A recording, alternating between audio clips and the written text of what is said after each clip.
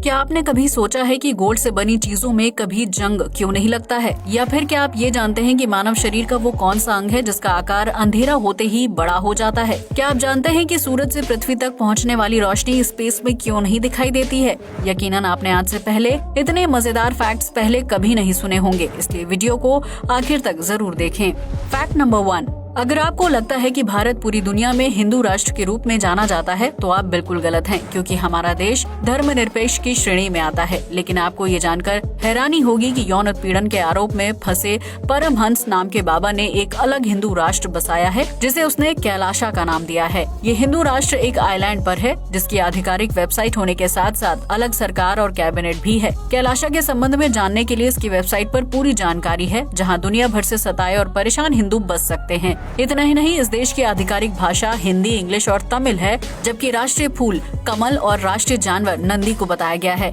हालांकि कैलाशा की असल सच्चाई क्या है ये कोई नहीं जानता है, क्योंकि ये देश अभी तक सिर्फ वेबसाइट पर ही है, जबकि इसको असलियत में अभी तक किसी ने नहीं देखा है। फैक्ट नंबर 2, पक्षियों की दुनिया में ऐसी बहुत सी प्रजातियां हैं जो झुंड में रहना पसंद करते हैं और सुबह से शाम तक एक साथ खाने की तलाश में निकलते हैं। अगर आपने कभी इन झुंड में रहने वाले पक्षियों के उड़ान भरने का तरीका देखा होगा तो आपको पता होगा कि वो हमेशा वी शेप का पैटर्न बनाकर उड़ते हैं। लेकिन क्या आपको उसके पीछे छिपा असल कारण पता है? अगर नहीं तो हम आपको बता दें कि इस पैटर्न में उड़ान भरने वाले पक्षियों में सबसे ज्यादा प्रजातियां अप्रवासी पक्षियों की होती हैं। ये पक्षी एक जगह से दूसरी जगह पहुँचने के लिए बहुत लंबी यात्राएं करते हैं, जिसमें वी शेप का पैटर्न इन्हें उड़ान भरने में सहायक होता है। इस शेप में सबसे आगे उड़ रहा पक्षी ग्रुप का लीडर होता है, जो अन्य पक्षियों को रास्ता बताने के साथ साथ उनकी उड़ान को आसान बनाने का काम करता है। वो कतार में सबसे पहले होता है, इसलिए वो रास्ते में आने वाली हवाओं को काटने और उन्हें नीचे ढकेलने का काम करता है। ऐसे में लीडर के पीछे उड़ रहे पक्षियों को तेज हवाओं का सामना नहीं करना पड़ता है और वो लंबी यात्रा के लिए अपने पंखों को कम से कम हिलाकर ऊर्जा बचाने का काम करते हैं। इस तरह आसमान में उड़ान भरने वाले पक्षी अलग अलग पैटर्न में उड़कर अपनी ऊर्जा बचाने और लंबी यात्राएं करने का काम करते हैं। फैक्ट नंबर 3, शहरों में गर्मी से राहत पाने के लिए घर और ऑफिस में एसी लगाया जाता है, जो कमरे को बिल्कुल ठंडा कर देता है। लेकिन जब भी हम कोई नया एसी खरीदने जाते हैं तो दुकानदार हमसे ये सवाल करता है कि कितने टन का एसी चाहिए। अगर आप सोचते हैं कि यहाँ टन का मतलब एसी का वजन है तो आप बिल्कुल गलत हैं। असल में एसी में 1 टन या 2 टन का मतलब उसके कूलिंग सिस्टम से होता है, जिसकी वजह से लोग अलग अलग टन वाले एसी घर या ऑफिस में लगाते हैं। अगर एसी 1 टन का है तो इसका मतलब ये है कि 24 घंटे में 1 टन बर्फ जितनी ठंडक देती है। वो एसी भी कमरे को 24 घंटे में उतनी ही कूलिंग देगा। इस तरह एसी के अलग अलग टन से उसके कूलिंग सिस्टम को मापा जाता है, जिससे ग्राहक को ये समझने में आसानी होती है कि उसे अपनी जरूरत और इस्तेमाल के हिसाब से कितने टन या कूलिंग वाला एसी खरीदना चाहिए। फैक्ट नंबर 4, गर्मी का मौसम आते ही हमारे घरों में फ्रिज का इस्तेमाल तेजी से बढ़ जाता है, जो पानी ठंडा करने के साथ साथ खाने को खराब होने से बचाने में मदद करता है। ऐसे में जब भी फ्रिज का दरवाजा खोला जाता है तो उसमें से बहुत ज्यादा ठंडक बाहर निकलती है। लेकिन क्या हो अगर हम फ्रिज का दरवाजा खोल कर रख दें? क्या ऐसा करने से कमरा भी ठंडा हो जाएगा? तो इसका जवाब है नहीं, क्योंकि फ्रिज लॉ ऑफ थर्मोडायनेमिक्स के जरिए काम करता है। इस नियम के अनुसार फ्रिज उन्हीं चीजों को ठंडा करता है जिनका तापमान गर्म होता है। फ्रिज का कंप्रेसर चीजों की गर्मी को बाहर निकालने का काम करता है, जबकि उसका कूलिंग सिस्टम फ्रिज में रखी चीज को ठंडा करने का काम करता है। इस तरह फ्रिज अंदर से जितना ठंडा होता है उतनी ही गर्मी कंप्रेसर के जरिए बाहर फेंकता है। ऐसे में अगर फ्रिज का दरवाजा खोल दिया जाएगा तो तापमान को नापने वाले सेंसर फ्रिज के साथ कमरे का तापमान भी नापने लगेंगे। ऐसे में ज्यादा तापमान होने की वजह से सेंसर कंप्रेसर को ज्यादा काम करने और हीट को बाहर निकालने का सिग्नल देंगे, जिसकी वजह से कंप्रेसर और कूलिंग सिस्टम ज्यादा काम करने लगेगा। ऐसे में फ्रिज के अंदर जितनी ठंडक पैदा होगी कंप्रेसर के ज्यादा काम करने वाली वजह से उससे कहीं ज्यादा हीट प्रोड्यूस होने लगेगी।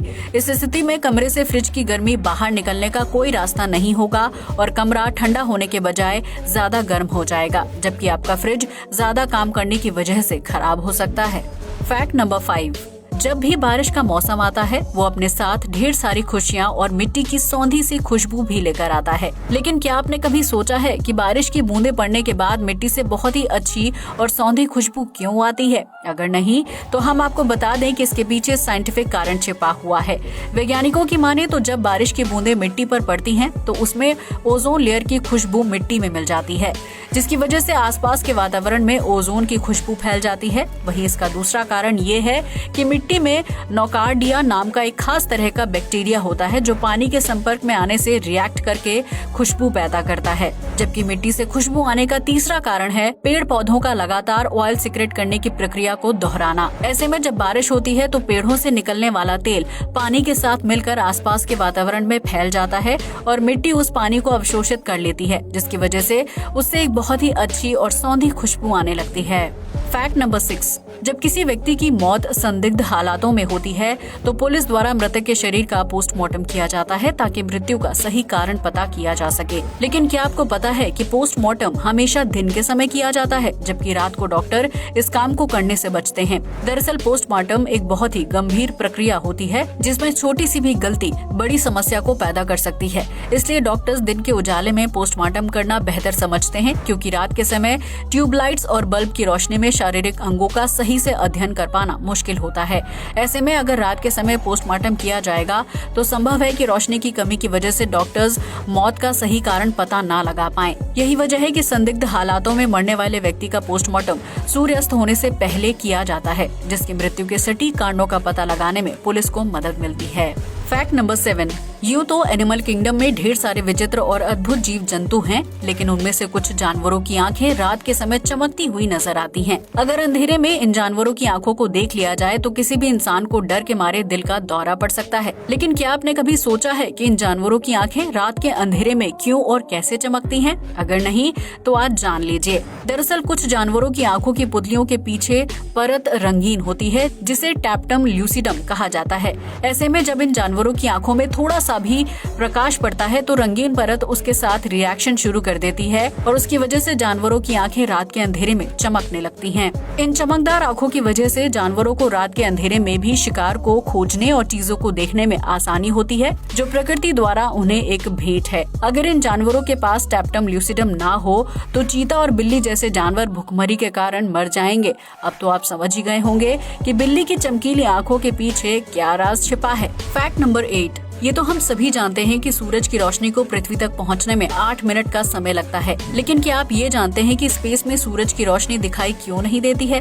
वैज्ञानिकों की माने तो अंतरिक्ष में चारों तरफ अंधेरा ही अंधेरा है, जबकि वहाँ 24 घंटे जगमगाता सूर्य भी मौजूद रहता है।